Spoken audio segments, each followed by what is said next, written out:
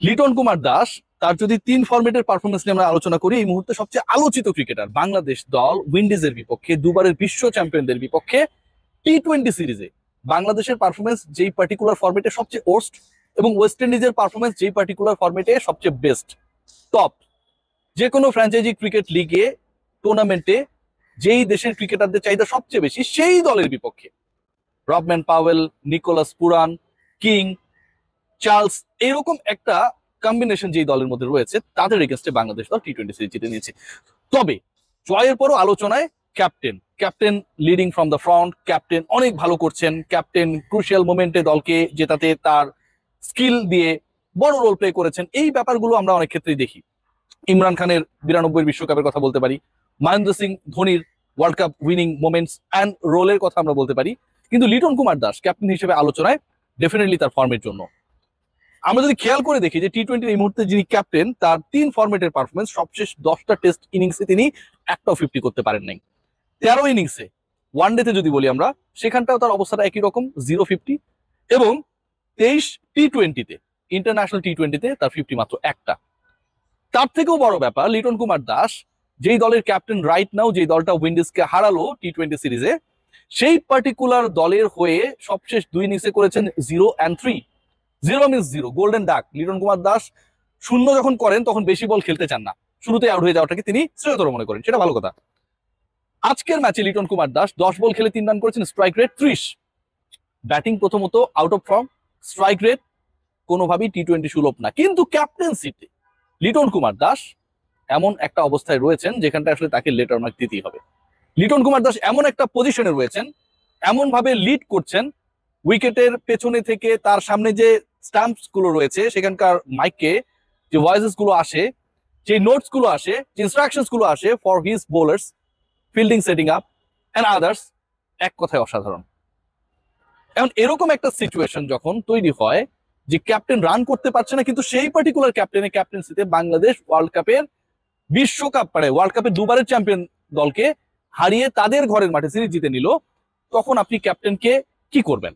Public opinion কোন দিকে যাচ্ছে? পাবলিক অপিনিয়ন যদি আমরা দেখি, এখানে কয়েকটা ভাগ রয়েছে। একটা হচ্ছে লিটনকে এই মুহূর্তে বাদ দেওয়া উচিত। পাবলিক অপিনিয়ন অনেকটা এরকম যে 3 ফর্মেট থেকে তাকে বাদ দেওয়া উচিত, 1 নাম্বার পয়েন্ট। দ্বিতীয় যেটা, Liton Kumar Das out of form, তাকে ক্যাপ্টেন্সি থেকে সরিয়ে দেওয়া উচিত। তৃতীয় যেটা, লিটন কুমার দাসকে অবশ্যই রাখা উচিত, তার উপর প্রেসার কমানো উচিত। এই যে সমালোচনার প্রেসার, তার থাকা না থাকা, স্কোয়াডে থাকার যোগ্য কি যোগ্য না, এই যে প্রেসারগুলো, সেই প্রেসারগুলো কমানো উচিত। পাবলিক ওপিনিয়নের বিভিন্ন ধারা রয়েছে, বিভিন্ন ধাঁচ রয়েছে, কিন্তু বাংলাদেশের প্রেক্ষাপটে লিটন কুমার দাস রাইট নাও, যখন নিয়মিত ক্যাপ্টেন অ্যাবসেন্ট রয়েছেন, যখন সাকিব আল হাসানের মতো ক্রিকেটার টি-20-তে নেই, যখন আমরা দেখছি তাওহিদ হৃদয়ের মতো একজন ক্রিকেটার, নাজমুল হোসেন শান্ত, কাউকে বাংলাদেশ পাচ্ছে না, অনেকটা 50% দল নিয়ে বাংলাদেশ কম্পিট করতে গিয়ে 200% সাকসেস অ্যাচিভ করেছে, যখন সেই সাকসেস অ্যাচিভ করতে গিয়ে হয়তো লিটন কুমার দাস তার ব্যাট হাতে তার রোলটা প্রপারলি প্লে করতে পারছেন না, কনসিস্টেন্সি নেই, কিন্তু মস্তিষ্কের খেলায় লিটন সবাইকে পরাজিত করেছেন, প্রতিপক্ষকেও। সেই ক্যাপ্টেনকে আপনি কি পরবর্তী ম্যাচেস গুলোতে, কিংবা নাজমুল হোসেন শান্ত যদি কখনো টি-20 ক্যাপ্টেন্সি কন্টিনিউ করতে না চান, যদিও খুব দ্রুততম সময়ের মধ্যে আমাদের টি-20 নেই, আমরা দেখতে চাই কিনা, আমার কাছে মনে হয় যে এই জায়গাটা ডিবেটেবল। এবং এই ডিবেটেবল জায়গায় যদি সরেন ভাই, আমার এখানে ছায়া ঢুকছে, ডিবেটেবল জায়গা সবচেয়ে বড় প্রশ্ন যেখানটায়, সেটা হচ্ছে যে Liton Kumar Das as a captain দলে ক্যাপ্টেন্সি করার, দলে থাকার, নেতৃত্ব দেওয়ার, ক্যাপ্টেন্সির যে সিনারিওটা বাংলাদেশে আমরা দেখি, যে একজন ক্যাপ্টেন আউট অফ ফর্ম যদি হন, তাহলে সেই পার্টিকুলার ক্যাপ্টেনকে কি করা হয়? আউট অফ ফর্ম হলে তিনি ক্যাপ্টেন্সিতেও তার প্রপার পারফরমেন্সটা দেখাতে পারেন না। আমরা সেটা দেখেছি, মুশফিকুর রহিম যখন ক্যাপ্টেন ছিলেন, কোনো কারণে ব্যাটে রান নেই, ক্যাপ্টেন্সিতেও সেটার প্রভাব পড়েছে। কিন্তু লিটন কুমার দাস, বাংলাদেশ যে 2টা ম্যাচে জিতেছে, একটা 7 রানে, একটাতে 27 রানে, 2টাতেই তো বাংলাদেশ রানে জিতেছে, মানে বাংলাদেশ আগে ব্যাট করেছে, প্রতিপক্ষ বাংলাদেশের রান তারা করেছে। আগে ব্যাট করা দলের ক্যাপ্টেন ক্যাপ্টেন্সি করতে মাঠে নামার আগে তার বোলিং ইনিংসকে প্রতিপক্ষের এগেনস্টে কাজে লাগানোর আগে কিন্তু ফেল ছিলেন। 0 এবং 3 রান আগে ব্যাট করে ব্যর্থ হয়ে তারপরে মাঠে নেমেছেন এবং প্রমাণ করেছেন ক্যাপ্টেন্সি অ্যান্ড ফর্ম দুটা আলাদা জিনিস। অ্যাজ আ ব্যাটার তিনি ফেল করেছেন, বাট অ্যাজ ক্যাপ্টেন তার যে রোলটা প্লে করা দরকার ছিল, বা যেই রোলটা আসলে এক্সপেক্টেড ছিল, লিটন দাস সেই রোলটা প্লে করেছেন যথাযথভাবে। বোলিং চেঞ্জেসের কথা যদি আমরা বলি, প্রথম ম্যাচে শেষ 3 ওভার যেভাবে তিনি ঘুরিয়ে করেছেন, লাস্ট ওভারে হাসান মাহমুদকে দেখলাম, তার আগের ওভারে তানজিম সাকিবকে আমরা দেখলাম, তার আগের ওভারে তাসকিন আহমেদ আসলেন। এই যে রেখে দেওয়া পার্টিকুলার তিনজন বোলারকে আমি কখন ইউজ করবো, কনফিউজ না হওয়া, এটা কিন্তু বাংলাদেশকে জেতাতে দারুণভাবে হেল্প করেছিল। 18 বলে 20 রানের ইকুয়েশন দুজন সেট ব্যাটার শেষ পর্যন্ত মেলাতে পারেনি এবং বাংলাদেশ 7 রানে জয় পেয়েছে।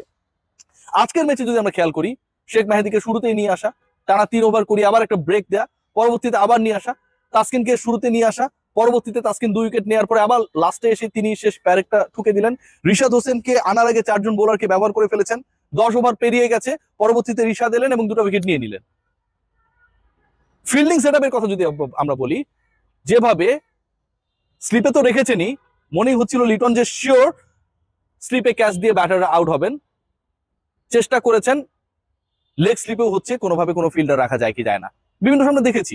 মানে তিনি তো মাঝখানে রয়েছেন, তার ডানে বামে কখনো ফাঁকা হতে না দেওয়ার যে চিন্তা এবং সেটা এক্সিকিউট হওয়া ডিউরিং দ্য ম্যাচ, তার বোলাররা সেটা এক্সিকিউট করতে পেরেছে ডিউরিং দ্য ম্যাচ, ওই পার্টিকুলার ফিল্ডিং সেটআপটা কাজে লেগেছে ডিউরিং দ্য ম্যাচ।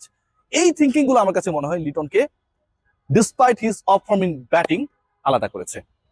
লিটনকে যদি আলাদা না করতো, লিটনের ক্যাপ্টেন্সি নিয়ে যে রাইট নাও এত আলোচনা হচ্ছে, সেই আলোচনাটা হতো না। ইংল্যান্ডের একজন বিখ্যাত ব্যাটার ছিলেন, তার এভারেজ কখনো 24 ক্রস করতে পারে নাই, কিন্তু English cricket board, England and Wales cricket board, তারা একটা সময় যখন ডিলেমায় পড়লেন যে তাকে আলটিমেটলি আমরা খেলাবো কি খেলাবো না, তিনি তো ব্যাট হাতে ফর্মে নেই, ক্যাপ্টেন্সি করে তিনি দলকে জেতাচ্ছেন ঠিক আছে, কিন্তু আমরা কি 10 জন নিয়ে খেলবো?